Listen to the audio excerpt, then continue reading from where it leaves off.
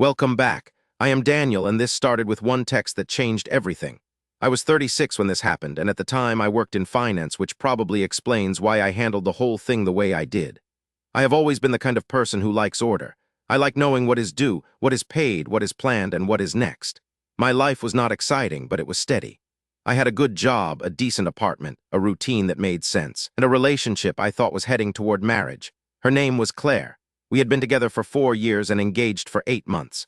The wedding was supposed to be early summer. The venue was booked, the deposits were paid, and most of the guest list was already settled. From the outside, we looked like one of those couples who had everything under control. We had a place together, shared plans, and enough history that people around us assumed we were solid. Inside the relationship, it felt different, not broken exactly, more like I was always adjusting myself to keep the peace. Claire was sharp, direct, and very sure of herself. At first, I found that attractive. She did not waste time pretending to like things she did not like. She said what she thought. She made decisions quickly. She had a confidence that made her seem strong in a room full of people who were still trying to figure themselves out.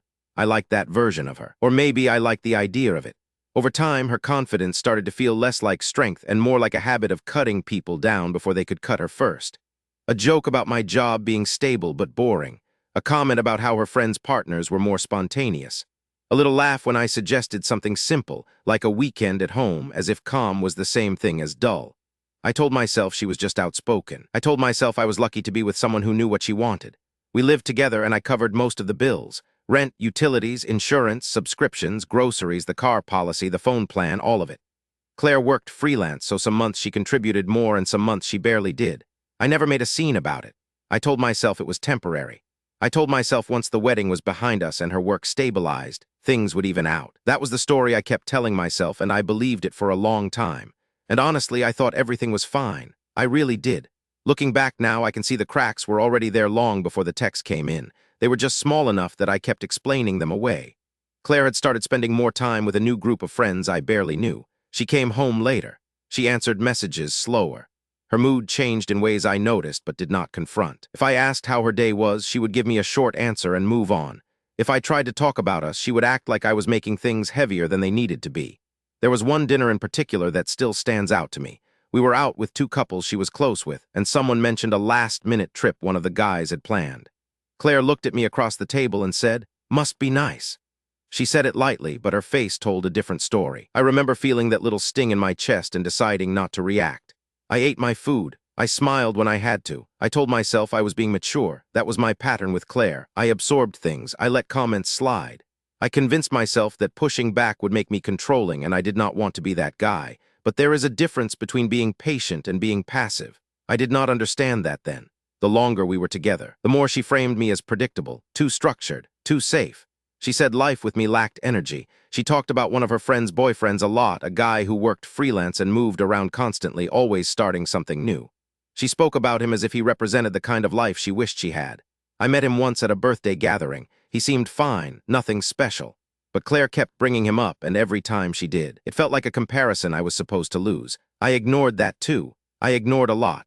Around 8 or 9 months before the breakup text, things shifted in a way I could feel but not yet prove. She took on less work. She spent more time out. She became harder to read. I would ask if anything was wrong, and she would say no in a tone that made it clear the conversation was over.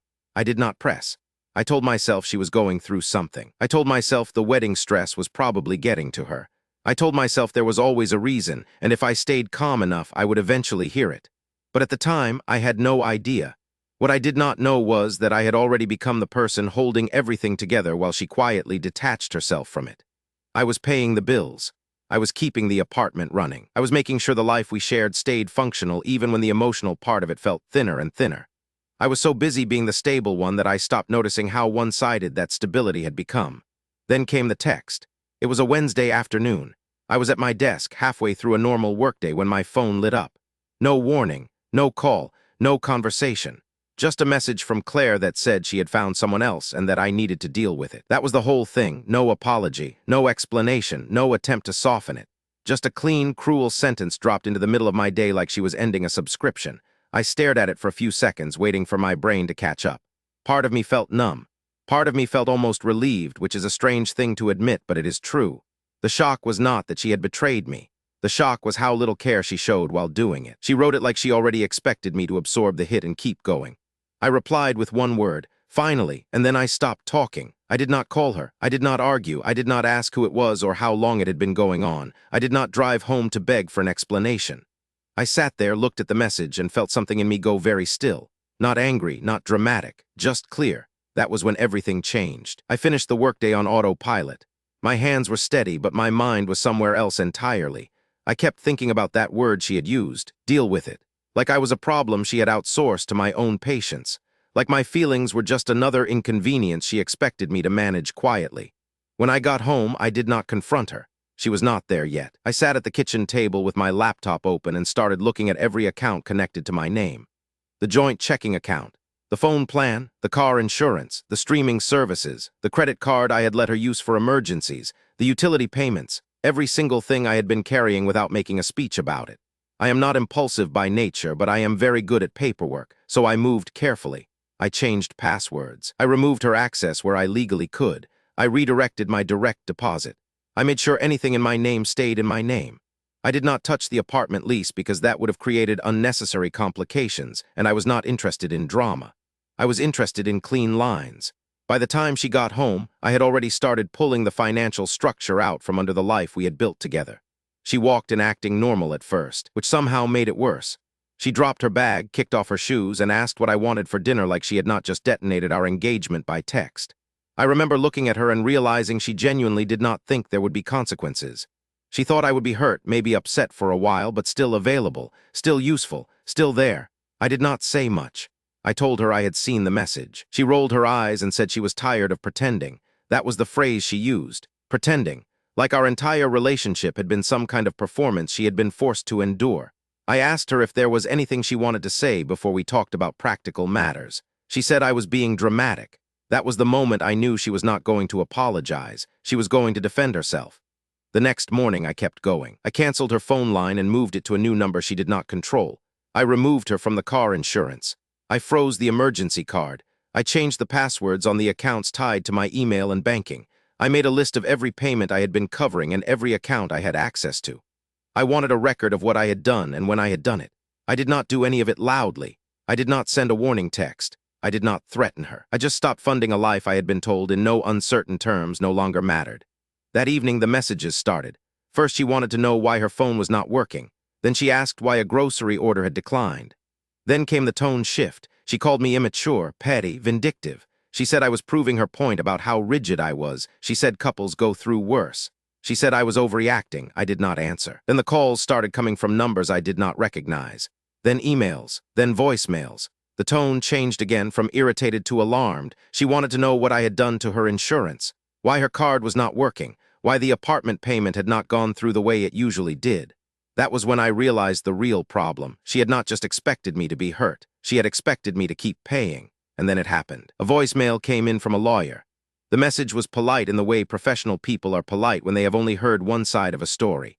He said he represented Claire in a domestic financial dispute and wanted to discuss shared assets and abrupt withdrawal of support. Shared assets, support. Those words told me everything. I called back once and kept my voice calm. I told him we were not married. I told him there was no joint lease in both our names. I told him there was no written agreement for ongoing support. I told him every account I had closed was in my name and funded by me. Then I asked him what legal basis he believed existed for this conversation. He paused. Then he asked if I would be willing to meet and resolve things amicably. I said no. I said any communication should be in writing. He asked if I understood that Claire felt blindsided. I said Claire had ended our engagement by text and announced she had found someone else. He did not have much to say after that. Within the hour, he emailed me. The tone was different now, less confident, more careful. He asked clarifying questions about the lease, the accounts, the wedding deposits, and whether I had ever promised continued financial support in writing. He was checking the ground beneath him and finding out it was thinner than he had hoped. Claire, meanwhile, kept trying to reach me through every route she could find. She accused me of financial abuse. She said I was ruining her life. She said I was punishing her for being honest. She said I was acting like a child. She said real men do not walk away when things get difficult. I took screenshots of everything. Then I went back to the apartment while she was out and packed only what belonged to me: clothes, documents, electronics. I photographed every room before I left. I left my key on the kitchen counter. No note, no scene, no final speech. The next day, her lawyer emailed again asking about mediation. There was nothing to mediate, no marriage, no shared assets, no written promise, no legal obligation for me to keep funding her life after she ended the relationship. I replied in writing and made that clear. Then I blocked her number. For a few days, the messages kept coming through other people, friends, mutual contacts. One person asked if I would at least hear her out. Another said she was really struggling and that I should try to be compassionate. I did not argue with anyone. I just repeated the facts. She ended the engagement. She said she had found someone else. I stopped paying for things I was never required to keep paying for. That was the whole story. What surprised me most was not the breakup itself. It was how quickly she moved from ending the relationship to expecting me to continue underwriting her life. That told me more than the affair did. It told me she had stopped seeing me as a partner long before she ever sent that text. The first real consequence she felt was the phone, then the insurance, then the card, then the apartment payment reminder. I did not need to see her panic to know it was happening. The messages changed. The tone changed. The confidence drained out of them. At first, she was furious. Then she was confused. Then she was scared. That is how it usually goes when someone realizes the support they were taking for granted is gone. I heard through a mutual friend that she was moving out and crashing with someone while she figured out her next step. I do not know the details, and I did not ask. I also canceled the wedding officially and lost the deposits. That part hurt, but it was a fixed loss. The alternative was staying tied to someone who had already shown me exactly what my place in her life was. I want to be honest about that because people love to turn stories like this into a victory lap. It was not a victory. It was damage control. I lost money. I lost the future I thought I was building. I lost the version of Claire I had spent years believing in. But I also gained something I had not realized I was missing. Quiet. Real quiet. Not the tense kind that fills a room after an argument. The kind that lets you think. The kind that makes you notice your own breathing again. A few days after everything settled, I realized I had not checked my phone in hours. Not because I was avoiding it, because there was nothing I needed to brace for. That was when it hit me how much energy I had been spending just maintaining the relationship. Not loving it, maintaining it, managing her moods, absorbing comments, ignoring the way I was slowly being turned into the person responsible for keeping everything stable while getting less and less in return. I think what hurt most was not what she did. It was what it meant. It meant she believed I would stay useful even after I was no longer wanted. It meant she thought my role in her life was bigger than my feelings. It meant she had already separated the emotional part of the relationship from the practical part and assumed I would keep handling the practical part out of habit. That is a hard thing to sit with because it forces you to ask how long you were being loved versus managed. Grief is strange. It does not always look the way you expect. I was not devastated in the way people imagine. I was tired. I was embarrassed that I had ignored the signs. I was sad for the years I had spent trying to make something work that had probably been ending in slow motion for a long time. And I was angry, yes, but not in a wild way, more in a clean, settled way. The kind of anger that helps you make decisions instead of destroying them. I also had to be honest about my own part in it. I let too much slide. I confused patience with avoidance. I kept hoping the imbalance would fix itself if I stayed calm enough and gave it enough time. That was my mistake. Not because it justified what she did, but because it made me easier to use. If I could go back, I would have had harder conversations much earlier. I would have asked why I was carrying so much. I would have stopped treating every small insult like something I needed to rise above. I would have trusted the discomfort instead of explaining it away. That is the real lesson I took from all of this. Not that every relationship ends badly.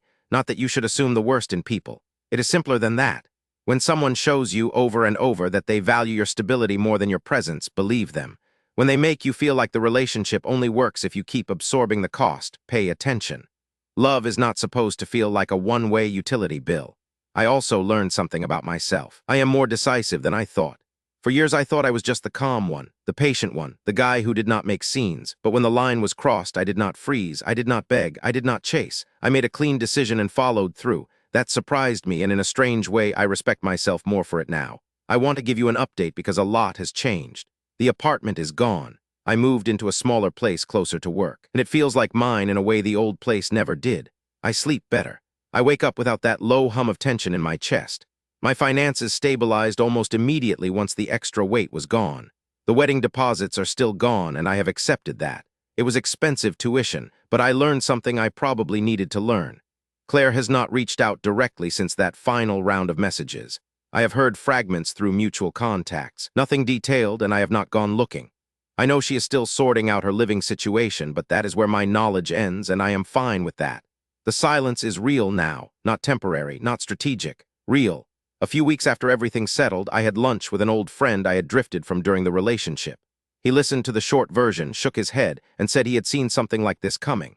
I laughed because I was not even surprised. People outside the situation often see the shape of it before you do. They are not inside the habit of excusing it. That conversation stayed with me, not because he was right, but because it reminded me how much I had narrowed my world while trying to keep one relationship afloat. I had let friendships fade. I had let my own discomfort shrink. I had accepted a version of normal that was really just endurance. I am rebuilding now, slowly, not dramatically. I am working, seeing people again, keeping my life simpler. I do not feel bitter.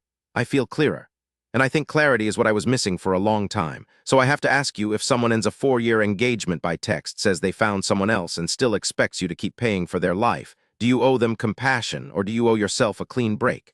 Because I still think about it, and I genuinely do not know if I made the right call. Leave your answer in the comments. I read every single one, and if you want more stories like this, you already know what to do.